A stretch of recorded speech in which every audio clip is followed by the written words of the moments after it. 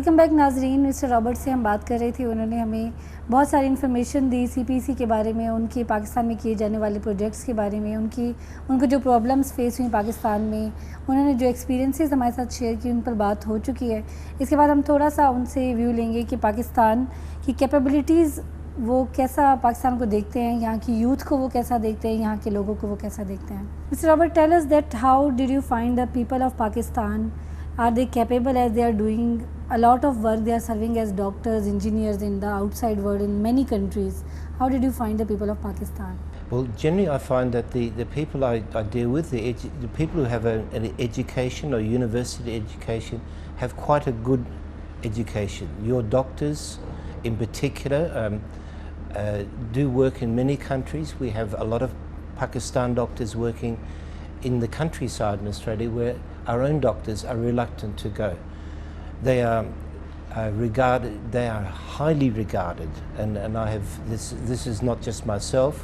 I have friends who talk about their local doctors, and it's a Pakistani, and then they're very, very capable. So your education system here is, in that field, definitely a world standard. It is some of the other areas are not quite perhaps as high, and that may be because the students when they leave don't have the opportunities to actually practice and really be pushed.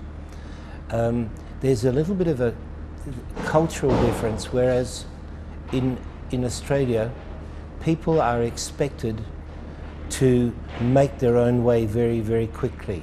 In other words, you give them a lot of responsibility and you make them do it. Your culture here though is different to that, and it is far more strict and bureaucratic. And I think I've spoken this in one of the educational forums here.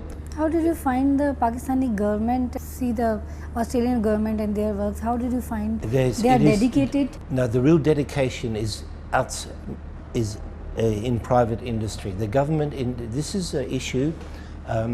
You have the government service is done on a seniority basis, but this does not promote any innovation, does not promote people to give their full all, because they're just waiting. Doesn't matter what they do, they have to wait until they're there for so many years before they get the promotion. So it's seniority, not merit, and this is one of the hindrances I've seen here. And what is the practice in Australia on the same basis? It's performance based. Everything there, government as well as in private industry, is performance based. You are evaluated every year. Your promotions depend on how well you perform and how well you get the job done.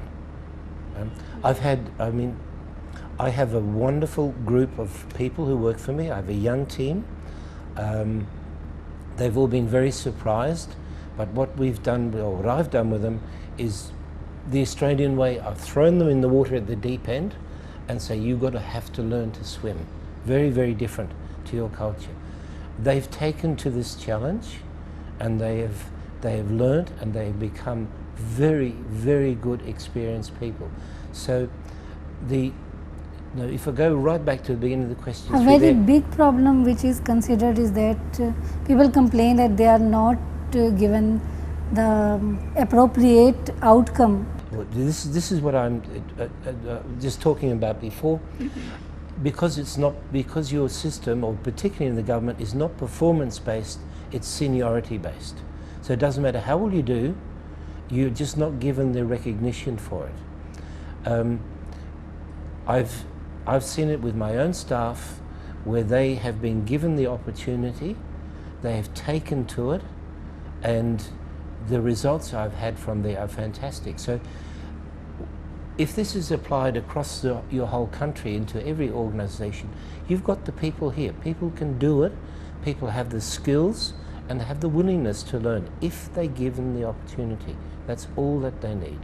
This is the month of independence. What will you say about spirit in the people here? The people take this Independence Day very, very seriously. I see the build-up. I see that everybody's buying the flags. So people obviously take a very big interest and are very proud of their country.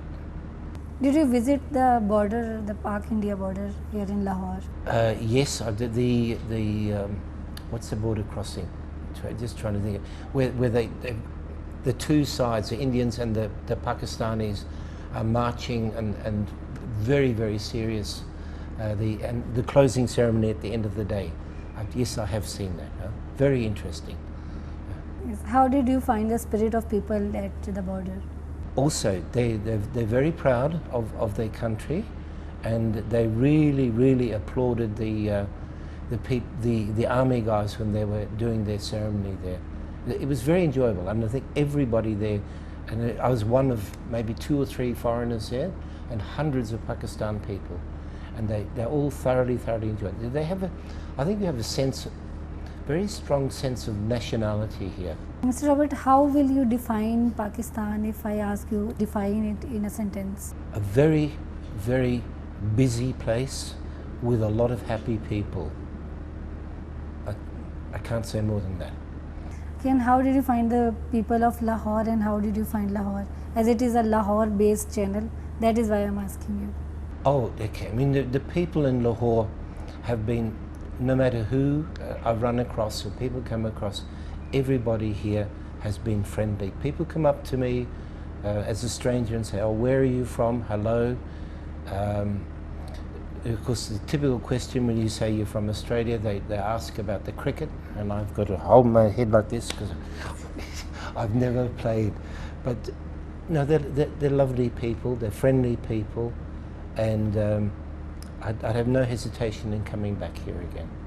Any message you want to give to the people of Pakistan and to the people of Lahore? I just would like to see your whole education system improve from the ground up, so that you have a general better education. There are a lot of people who are missing out. Okay, and what message would you give to the worldwide, because the image of Pakistan is not very positive? What will you say to the world about Pakistan and also their negative perception to get ended? I say read between the lines, because what you see in the media, both printed and on the video, is not what is here. It is a much better country than is exhibited by the few bad headlines. Thank you so much, Mr. Robert, for giving your time.